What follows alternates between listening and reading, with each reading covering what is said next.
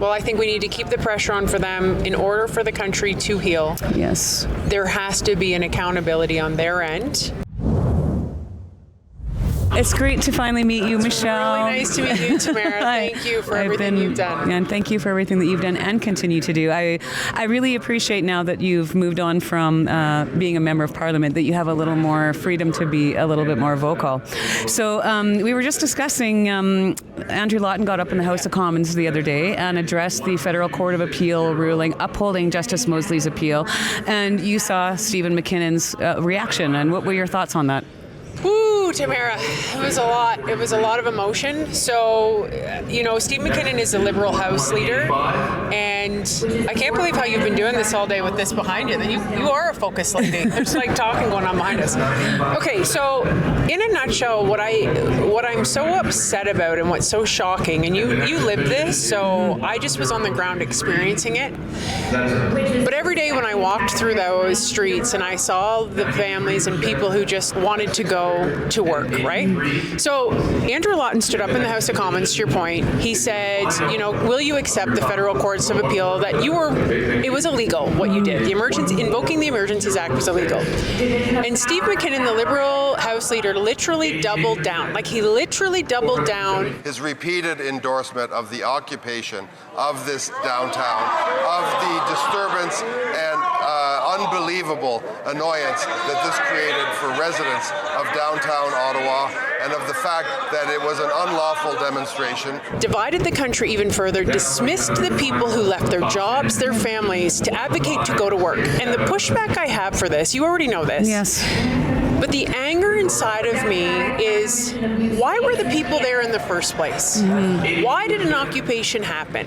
Why did you let that happen? And then when they got there, instead of coming out and negotiating and talking, he went and hid. And it is such a vilification of people whose lives were ruined. And I thought a lot about it, Tamara. I pulled over, I recorded a video. I was so angry, and I've never posted it. But you know what I think it is more than anything? It's leadership without any empathy. Mm-hmm. It's leadership that can't fathom that their lives weren't impacted, so they're the problem. Instead of understanding that people lost their jobs, they got sick, they died, they couldn't go visit their mothers in the hospital, they couldn't go to work. And they were planning their own suicides. That's something that we heard every single day. I think that's what's missing. And it was kind of like a light bulb moment for me when I saw this. And it was such validation, right? The day that the Federal Court of Appeal said it was illegal. We knew it. Everybody knew it was an overreach. Everybody knew. And it was the day that changed my view of politics and the Liberal Party. Because I really thought Justin Trudeau was going to revoke it after they cleared the streets. Mm-hmm. I was like, he'll pull it back. Because I walked to the House of Commons that day and there was nothing in the street. And not only did he not revoke it, he doubled down. And he froze people's bank accounts. Yes. I mean, you're like, Michelle, I know. But I think it's just from an outsider's perspective. It is a leadership that it is so cruel because it has no empathy to understand that your policies, just because they didn't hurt you, doesn't mean they didn't destroy someone else's life. Yeah. And I think one of the disappointing things, like you just mentioned, it's they're being selective on which Canadians they're going to support and look after and take care of. Winners and losers. That's right. And I mean that. I've always said that, especially about Justin Trudeau, because he said some pretty horrible things during that period. Yes, he did. About should people like me be tolerated, and it struck me as, if you're a leader, you lead all of your people, even if you don't agree with them. That's you right. don't vilify and demonize a portion of society just because they don't agree with you. Or you at least try to understand them. That's right. You at least try to meet with them to understand them, because hey, he said it best, we experienced it differently. It's so true. I just used that quote today too. It's absolutely true. Well, and I think in Justin Trudeau's case, like I was obviously paying a lot of attention throughout that whole 2-year period of the pandemic, and he actually wanted to invoke the Emergencies Act at the beginning of the pandemic so that he could spend what he wanted without having to be accountable, just to have those powers. So I personally, I was shocked that he didn't end up invoking it in the end, obviously because I was there on the ground, and I'm like, what is the problem here? But I was not surprised because of the fact that he'd been saying that for quite some time. And who wanted him to invoke it, Tamara? Who was the man behind the scenes at the time? Right. Mr. Mark Carney. That's exactly and right. I guess the question I leave for people, I know a lot of viewers who watch Rebel they already understand all this. Yep. But there's still people I meet every day who are so hateful to the convoy. They are so hateful to the people who went there to have their voice heard. Mm-hmm. And I have to say to them, you have to ask yourself why. Why did they go to Ottawa? Yes. Like, that is the question you need to answer, because nobody was listening to them. Yeah. No, and how else are you supposed to execute your voice? And what you guys did is really something. And I took the heat for it too. I got called every name in the book when I have a text from one of our city councillors calling me a national embarrassment, that I'm pathetic. And she said, you need to be neutral. Right. And I'm like, neutrality? When people can't pay their mortgage? Yeah. Like, what are we doing? And at least, okay, let's find a middle ground. Let's find some kind of, there was nothing. There was no middle ground. And I think, and I speak about this a lot because I remember the Canada that I grew up in, you could have a different opinion. You could think differently, but we could always find common ground. We could always talk about it and have conversations. Yes. There was never this canceling and smearing that's happening now. It's alarming. It's not the Canada that I grew up in, and I definitely am concerned about the direction now more than ever. I mean, I thought Trudeau was bad, obviously, but I think this is even worse. I'm very concerned that it's been 2 full weeks now since the Federal Court of Appeal ruling has come out, and we haven't even had a statement from the PMO or the Justice Minister. How do you expect a country to heal? Exactly. How do you expect a country to heal and unite, which is their slogan, to build Canada, when they won't even take accountability for the pain, suffering, and division they caused? Yes. I've learned from my lesson, and I know a lot of people say, Michelle, even if they said sorry, I wouldn't believe them. I still need them to. Yeah. We still need that accountability to heal and move on. Was there ever any interest, from mainstream media to interview you, anything, to hear who you were? Well, in the very early stages, of course, there was Glenn McGregor. He reached out to me, but I can tell you that I gave him absolutely zero time. But in the beginning, as I went back through my emails, I did see a handful of emails from mainstream media outlets asking for interviews. But I was so busy when I got there. I remember when my sister came in to help me, I had 15,000 unread emails. There are little notifications on your phone. I could watch the numbers. So, it was so busy and so overwhelming. And I wouldn't have talked to him anyways. When we first started our press conferences, it was invite only because we had seen already how the mainstream media has been bought off. And so that's another you've opened another can of worms, because then you don't want to become the thing that they are, or the thing that you don't like, where we shut off too, right? Yeah, that's true. But they trap you. Yeah. And it's very hard. It's very hard to have that trust of I don't even want to talk to you because you're just going to twist my words and do it, but then you're doing the thing that they're not doing. And that's why in the end, the first couple pressers that we did, we didn't allow the mainstream in, but then we obviously eventually did, and it turned out just as well as you think it would have, right? So, but you're right. There's a lot of mistrust in the mainstream media, and I don't know how we get that back unless they stop taking government money. Wow. Well, taxpayer money.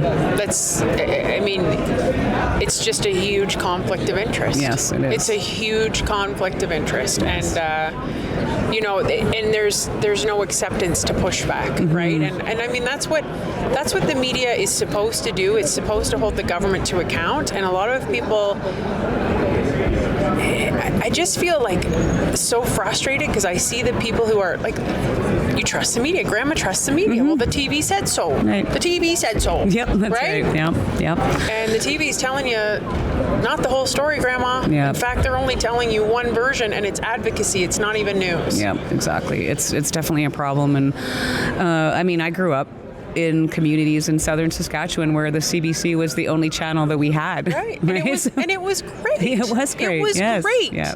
And, it's sad that we've come here. I have a question for you. Yes. We're probably running out of time, but so what happens to you now? Like, so that day the sentencing was coming down and you were going to be sentenced to possibly 7 years, right? In jail, yes. Oh, yeah. But pedophiles walk free. Anyway, I digress. So now you're on house arrest, but we're at the Conservative Convention. Right. How does that work? Well, I get exemptions to leave my property to go buy groceries, for emergencies, to perform my community service, and for work. And so I'm here working. You're working? Yes. Okay, what about the frozen bank accounts? What happens now that the Emergencies Act was deemed illegal? Well, there was a group of us, Keith Wilson is representing us, so there is a group of us that filed a lawsuit quite some time ago already, and of course it's just been waiting until this Federal Court of Appeals ruling came down. So I'm not sure what the next steps are, but we'll definitely... How much is the money in the? It's like $5 million, isn't it? Oh yeah, the money that was seized. Oh yeah, sorry, I thought you were talking about the personal bank accounts. They seized just over $5 million altogether. About 3.4 was donations to the Freedom Convoy. There was some donations that were frozen from another fundraising organization, and then some Bitcoin that was down there too. So that's an excellent question. The first kick at the can is going to go to Paul Champ. So if he wins his civil suit, then he'll have access to it. But I guess they've sort of made an agreement that if Paul doesn't get it, then it'll go to the Attorney General of Ontario. Yeah.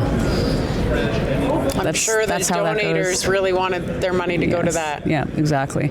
And again, that's a huge problem too, because that's a form of fraud, in my opinion.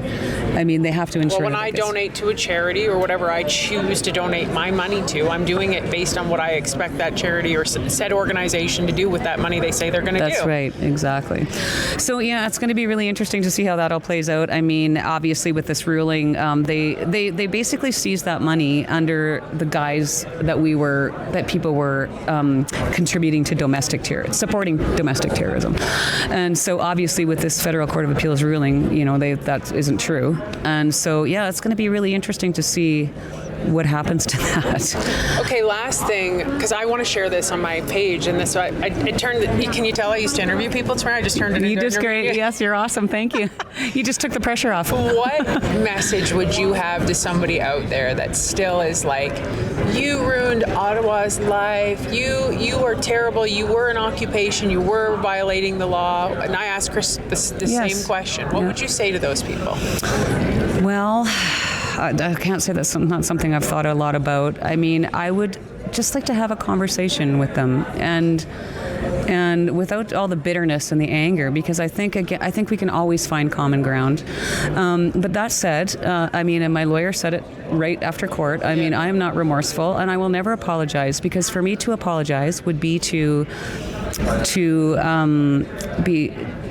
I'm not going to apologize because people didn't take their own life.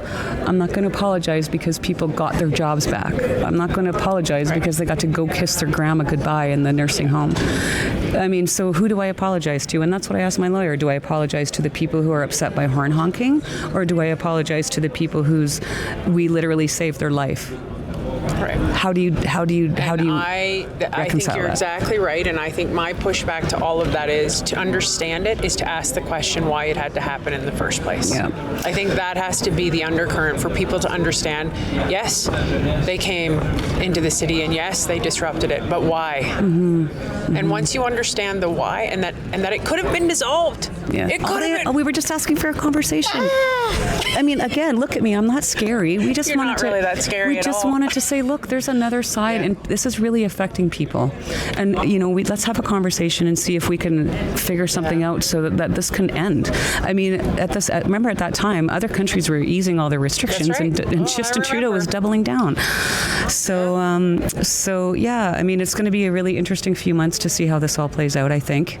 And well, I think we need to keep the pressure on for them in order for the country to heal. Yes. There has to be an accountability on their end, and I think that's the only path forward at this point. And the Federal Court of Appeal, this is a legal decision, and now it's up to the Liberals to do the right thing to unite this country, to say, we did overstep. We shouldn't have done that. We're going to learn from our mistakes. Yep. And we are going to respect people's freedom, and we're going to listen to them when they get really loud, because guess what? Remember, it was like, oh, it's just a couple people. That's right. Yeah, that's right. That's exactly what they said.